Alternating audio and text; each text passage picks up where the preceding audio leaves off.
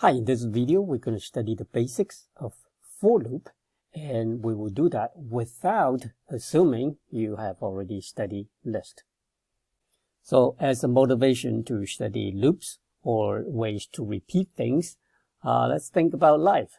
Our lives is actually full of repetitions. So for example, something as simple as walking, right? How do we do that? We do that by repeatedly putting one leg in front of the other, right? And how do we, say, type on a keyboard or write Python code? Well, we repeatedly press keystrokes, right, on the keyboard. And then many of us do go to school every day, right? So we repeat that action every day.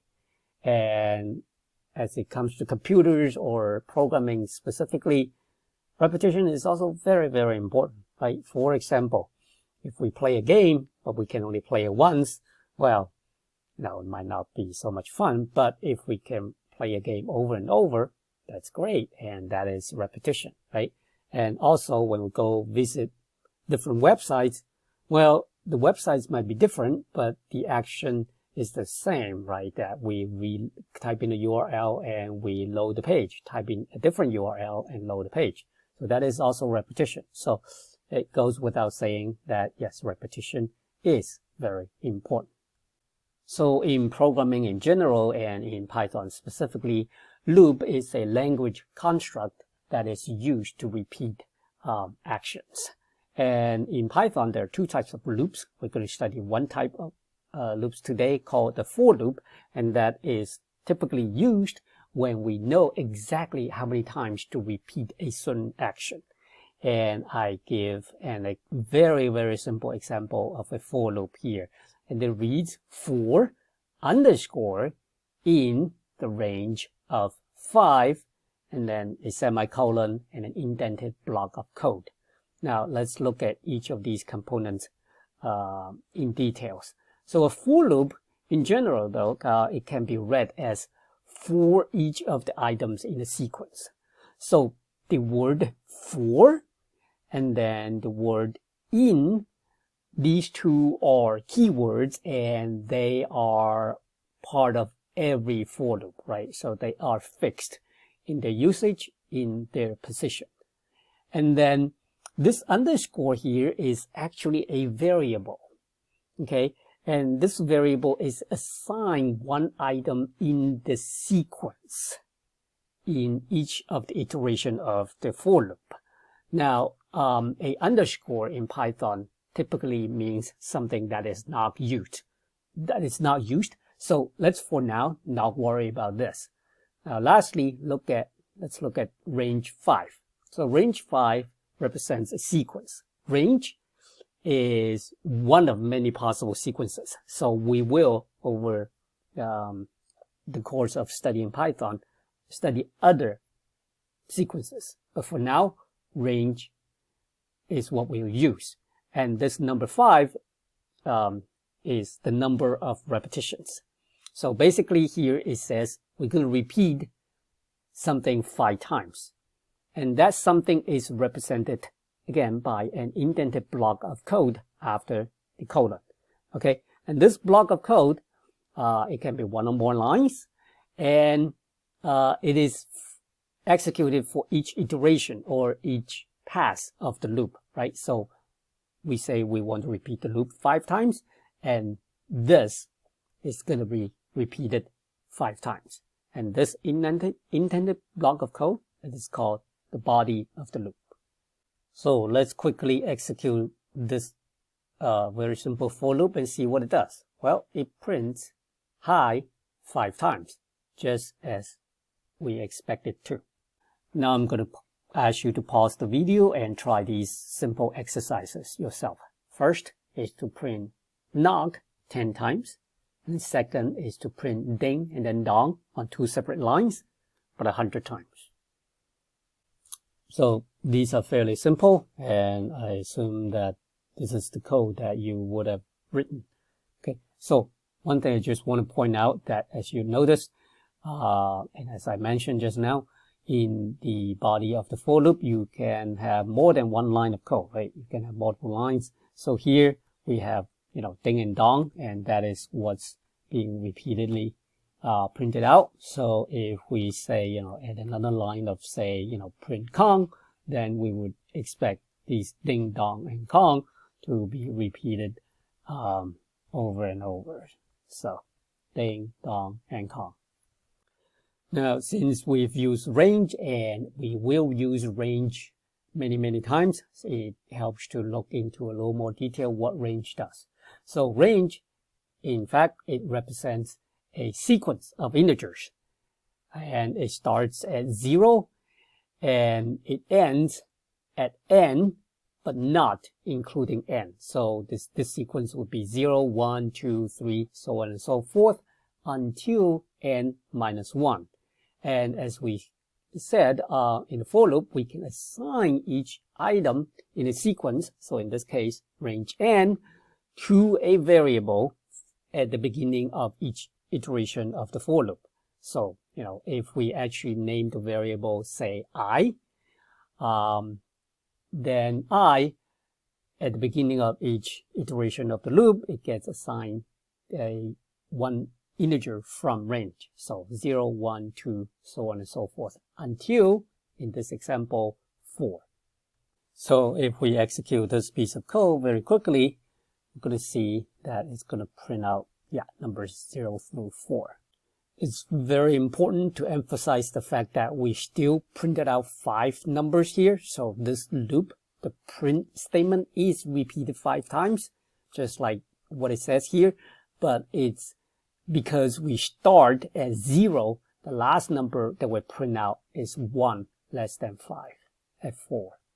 And here I'm going to ask you to pause the video and try 2 things very quickly. First, change the name of the variable to something else other than I, so we know we don't always have to name it I. The second is to change the number of repetitions and know that the last number that is printed is always 1 less than the number of repetitions.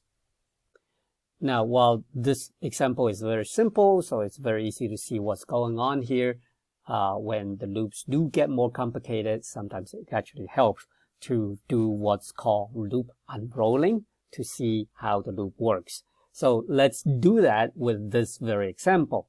So this is the loop here. Now, the first line of the for loop is always, for something in something, right? So this is called the loop control, and that actually decides what happens at the beginning of every iteration of the loop.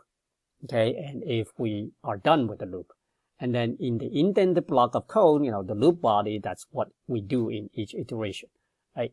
So this simple 2 lines of code here can actually be unrolled, and we can think of it as, the first line. Here, we assign the first, it's at the beginning of the iteration, so I gets assigned the first item in the sequence. So the first item in range 5, that is 0, right? So I actually gets assigned 0.